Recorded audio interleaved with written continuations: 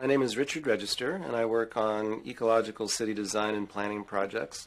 I'm the convener of the Eco City Conference that's coming up in April in San Francisco. And I'm an artist and a person who writes about these things, and been working for about 35 years in ecological city design ideas and hopes for the better future. An ecological city is simply a healthy city. It's a city that's healthy in environmental terms, healthy in human terms.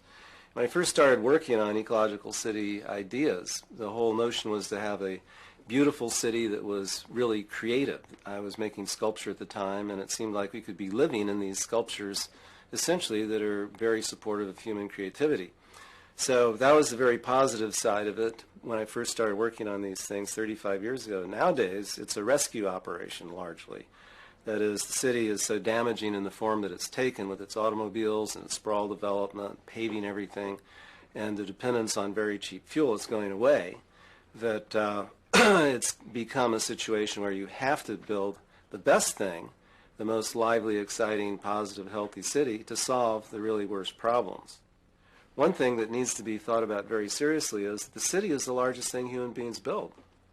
And the interesting thing is that when people talk about global climate change and a lot of issues kindred to the collapsing systems we live in, biodiversity collapse, end of cheap energy coming up very soon, things like that, they don't talk about the largest things human beings build, which is a city.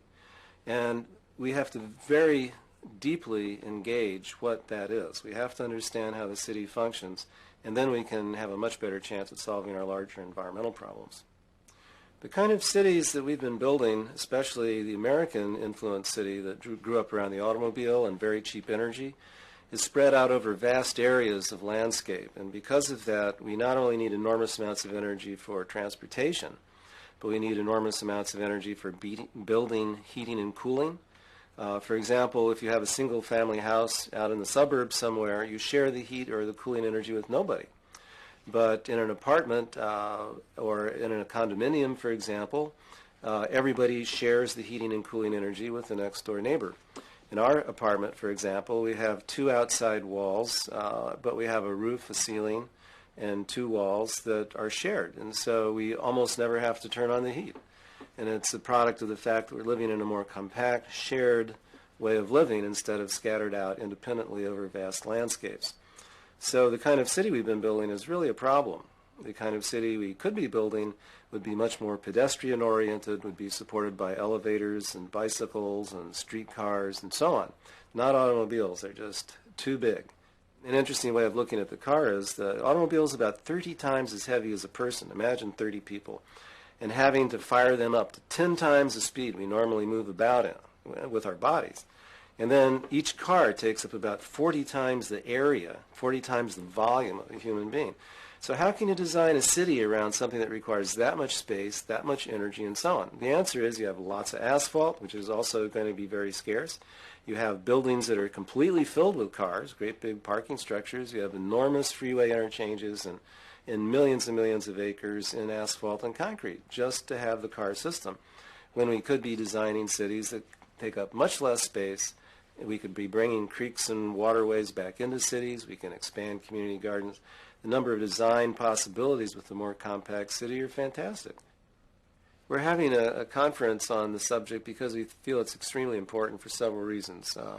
One is human potential, you might say. Remember the human potential movement, which was about how can we be all that we can be as human beings? Well, you can build cities to actually facilitate human evolution towards a more creative, compassionate bunch of people. You know, you can actually imagine designing environments to help facilitate creativity and really wonderful relationships between people. What if that was the way we built cities? The very positive image of how you do that.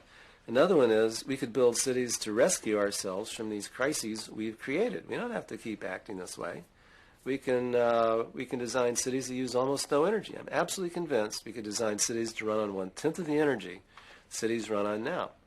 You look at Europe, they run on about 1/3 the energy per capita, and they have very graceful lifestyles. What's going on? Well, a lot of it is the design of the city. I think maybe most of it is the design of the city. And even there, they're swamped in automobiles. The car-free areas aren't that large. They are more compact, and that's one of the reasons why they do so much better. But hey, what if we ran with that? What if we came up with really pedestrian cities? What if we put the architectural features into a city to make it really a lively, new way of addressing our problems? And I think you'd find that the city would be a way of rescuing ourselves. And imagine that cities would be pulling back from sprawl development in many areas, that creeks would be reemerging and real agriculture would come back into the fringes of what is now the fringes of the cities. And you'd have what amount to is the kind of skylines we're used to anyway, but skylines rising up, maybe not as big, but very pedestrian-oriented, very full of life.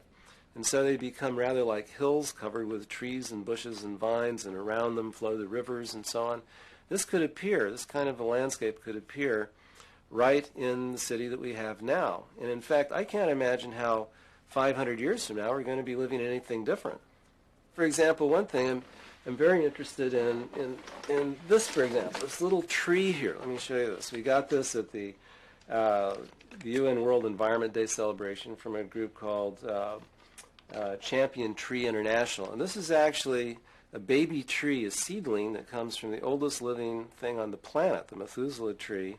The Methuselah tree is a bristlecone pine up in the White Mountains, and this is its seedling. And the fantastic thing about this is it gives you a sense of time. And this plant's father or mother started 4,500 years ago. Imagine this plant living as long as its parent, 4,500 years into the future. And you begin to think of things in a slightly different way. For example, looking back, when this plant is old age, it would be looking back 4,400 years. There'd be no more oil. What then? It looks back 4,300 years, and there's no more coal. They're totally out of fossil fuels. We have to reorganize the way we build cities very soon. We're in serious trouble. One of the interesting things about this plant's parent was that it was born, or it was sprouted, at the very beginning of urban history on this planet, the same century in which Ur was built, the largest early city in the Sumerian civilization, which I think is kind of an exciting thing to think about. So the parent of this plant's been here through the entire career of urbanism in the world. And maybe this plant could go on into a radically different future for urbanism. And hopefully it will, because, as I say, we're going to be running out of fossil fuels really soon now, relatively speaking. We have this giant population. How are we going to be living? Very crucial thinking. So things like that excite me about working like this.